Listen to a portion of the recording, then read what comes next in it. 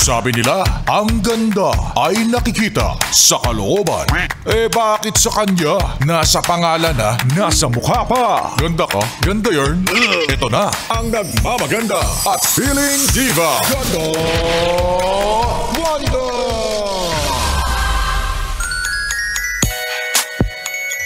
Yes, friend! Umulan na naman ng kagandahan. Alam mo na yan eh. Dahil kasama niyo na ako, it's me. It's your girl, DJ Ganda Wanda. Hanggang alas 9 ng gabi na nagsasabing, okay lang mabasa. Basta ikaw ang kasama. Para mali pala, bahala na kayo. Kung kasing dumi ng tubig baha ang mga utak ninyo, bahala na kayo. Sabi, hoy! Hindi yung bastos. Okay lang mabasa ng ulan, magtampisaw sa ulan, basta ikaw ang kasama. Ikaw talaga, Joshua. Naranasan ko na yan. Yung magharutan sa ulan. Wala rin naman nangyari, naghiwalay rin kami. Oh, I do not recommend. Maligo na lang kayo ng magkahiwalay. Oo. Nandun yung sweet moment. Tampisaw, ganyan-ganyan. Di kayo magpapayong, tapos magtatakbuhan kayo. Ano ba yan?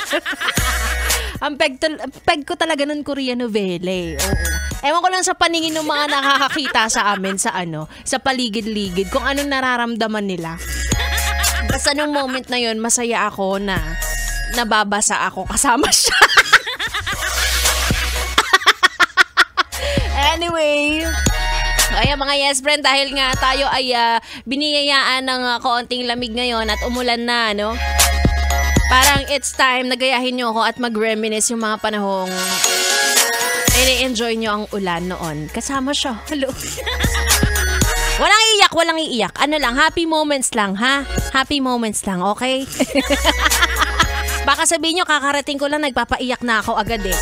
Anyway, again, makakasama nyo ako hanggang alas 9 ng gabi at mamaya. Ato na naman, dahil Monday na naman, isang araw na naman ang binigay sa atin para tayo ay magkantahan. Kami ay nakalive sa aming Facebook page and TikTok page at Yes FM Manila. Kaya naman, ituloy muna natin ang ating tugtugan. Tuloy-tuloy lang yan dito sa 101.1 Yes FM. Shine bright like a diamond. 101.1